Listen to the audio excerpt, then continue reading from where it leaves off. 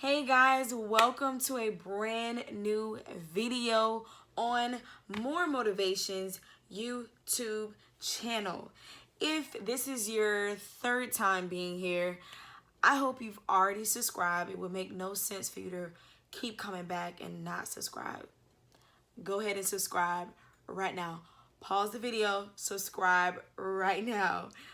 Also, like, comment, share. Today is going to be a great episode. It's going to be some good girl chat. And I think you'll like it, ladies. I think that you'll relate to this one. And I think, fellas, you'll be appreciative of the fact that I'm actually on your side in this video. So, before we get into today's video, I hope you guys like my makeup look. I know my last video was makeup and motivation, and that was kind of trash. So I had to like redeem myself for you guys. So I really hope you like this little light beat I did. This is on my iPhone, so I don't know if it's doing the bestest, but if you like it, comment below. Give me some props. I'm trying to be a fake makeup artist out here learning from YouTube makeup tutorials so that I can be better for you guys. So getting into today's topic is such a good girl chat. I think it's something that we all need to analyze as women just to make sure if we fall under this category. So today's topic is all about overthinking and pushing him away.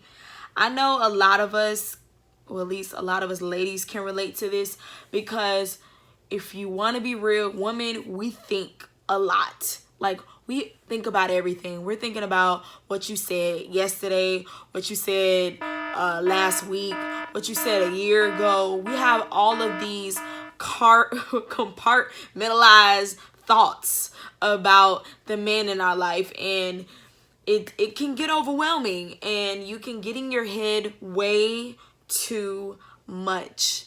So I am a serial overthinker. I apologize, to my boyfriend if you're watching this.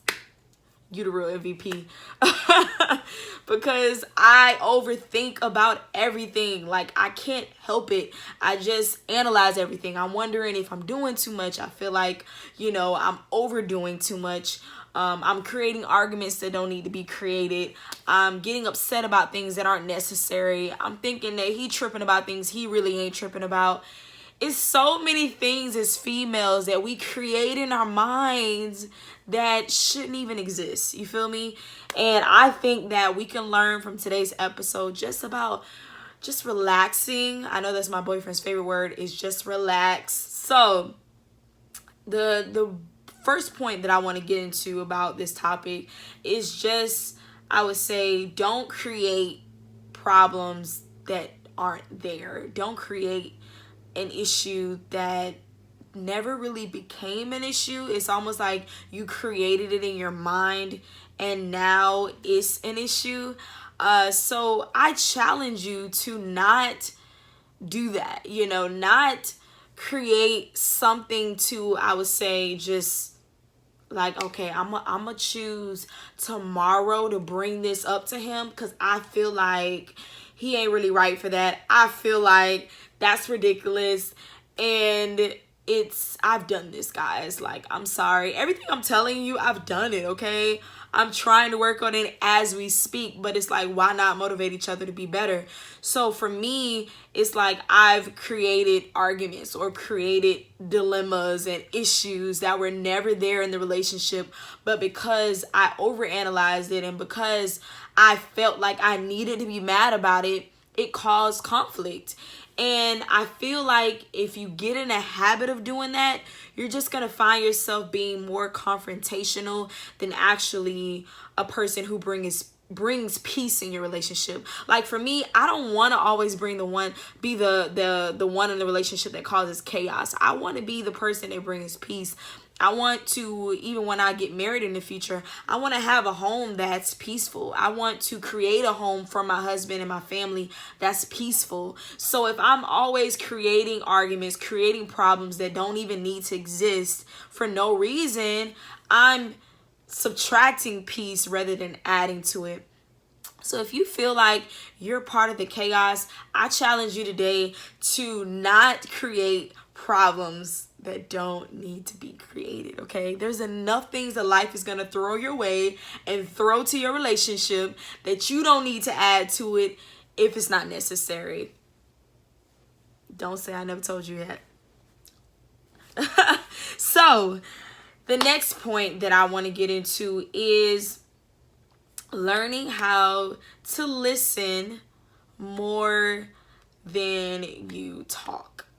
This is very hard, and it comes with overthinking, guys, because as women, we want to be right. We want to be heard. We feel like we're mature enough that our voice kind of matters. Now, I know a lot of you may not admit to this. You're like, no, I don't do that. Don't tell me I do that. But if you really analyze it, you really do. Like, you really talk more than you listen. And I'm, again, hey, guilty. Lock me up. I've been, a serial person who talks because I'm a talker. I just love to talk. I'm passionate when I talk. I use my hands. I want to be heard. I'm already assuming things that you're about to say. I'm finishing your sentences before you say it. I'm interrupting you in the middle of the conversation because I like to talk. So I'm telling you guys, just like I have to tell myself, that it's not healthy, that you want your partner to feel like their voice matters as well. You want them to feel like they have a safe place in your relationship to voice out their opinions and their emotions, and their voice matters. Because if you carry that reputation from the beginning of your relationship that, oh, I just want to only be the one that talks and you only need to listen to me and my voice is the only thing that matters, you're going to create problems for yourself, and that person is going to draw more and more away from you. And we don't want that, sis. We want him to come closer. We don't want to push him away because we can't listen.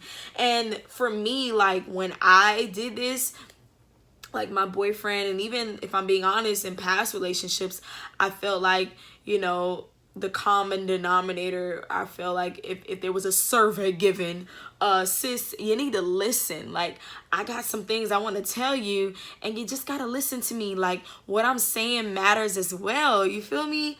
And that's kind of what I had to analyze, I would say, in relationships that I've had, is that I struggle with listening. And I feel like when I really focused on it and I learned how to somewhat master it, because I ain't there yet, I realized that when you hear the person more, you become a better communicator. And you realize that this person is finally telling you things that you would have ignored had you just been the only voice that mattered. You follow me? Now, the third and last point, as we are about to close this TED Talk, the third and last point is to communicate more than be silent. Because silence can really, I would say, destroy a relationship from both sides, from the male side and the woman's side. So for me, I feel like if you're not communicating and you're just holding things in because you're overthinking so much, the silence can also create distance in a relationship. Because honestly, when you think about just how many things we analyze in our minds as women and things that we let bother us, even if it's real things that we should be upset about, is if you don't voice that out to that person, if you don't tell them, men do not know how to read our minds. They make it feel our energy, but they don't know how to read our minds. They're not that great at doing that, okay? So don't assume that he already knows what you're thinking, that he already knows what you're upset about. Men don't. Like, they'll look at you, and if you don't say nothing, they'll keep it moving and move on. So you have to be great at just speaking up right in the moment. Don't think that you're being annoying. Like, I know I've been like, babe, look, I feel like I'm annoying you right now, but I need to tell you right now in this moment right now, I didn't like that you said that. I didn't like the way that happened. I want to communicate this right now, because if I hold it in, it'll cause more strife in the relationship. So if you, I'll again create a reputation where silence, and holding things in take priority over voicing out what matters, you're going to have a lot of issues, and you're going to allow your mind to play tricks on you, and you're going to create an unhealthy dynamic, not only in your own life, but in your relationship. And even though I'm not married, I'm pretty sure that that's also a major ingredient in a marriage, is healthy communication, and not allowing silence to just be the only, oh, well, I'm only going to be silent because I don't want to argue, or I'm going to be silent because I don't really feel like facing what it is that's bothering me. And when you tend to do that, you're going to create more problems for your relationship that's just not necessary. And before you know it, the damage is already done, and you're not able to come together as one unit, okay? And I would say, just to end this TED Talk and this more motivation girl chat, is a lot of things that we overthink about, it will become better if we just ask the person. Like, just flat out ask him, like, look, does this bother you? Do you think we should work on this? I apologize if I hurt you on this, or, this bothered me, or that bothered me, or I don't like that you did this. I want us to do this. Like, when you just say it, don't hold it in. Like, your brain, I know it, it's powerful, but sometimes your brain wants to like release some space. It wants to like make some room. So if you clog your brain with all of these thoughts that you're never getting out, you're gonna always have that common denominator in more different relationships that you have, just like I did. And have I mastered it? No. But am I figuring it out right now? Yes. That's why I came up with this topic. So I felt like, as I'm growing, I want you guys to grow as well.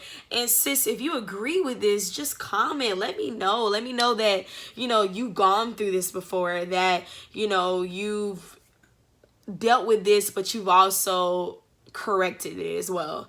So I hope that you guys were blessed by this video. I hope that you're going to apply this to your own relationship. I hope that, you're going to stop clogging your brain with unnecessary thoughts that don't need to be there. And I really hope that you focus on what matters, which is the love part, which is just the reason why you guys got together in the first place.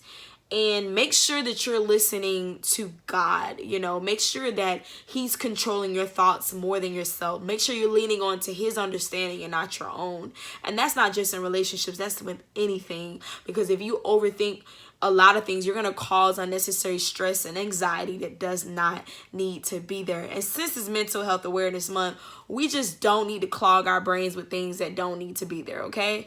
I love you guys. I hope this blessed you. Subscribe, follow. Make sure you're following my podcast as well at Feel the Cup Podcast on SoundCloud and Apple Podcasts. Support your girl. Make sure you're listening to my podcast. If you're loving these episodes, make sure you also watch my podcast, or listen to my podcast. Look at me messing it up. Also, make sure you follow me on IG at More Motivation, where you're going to get even more juice and goodness and love, because I love you. We're sisters. Like, I feel like you're my sister in my head, even though I really don't know you. But the ones who I do know, you my sister too. We just all sisters, man. Like, and if you a brother listen to this, we can too. You feel me? So hopefully, brothers, I hope that you appreciate all of the gems that I dropped to allow your relationships to hopefully have more peace. I love you guys. Share this. Have a great week. Bye.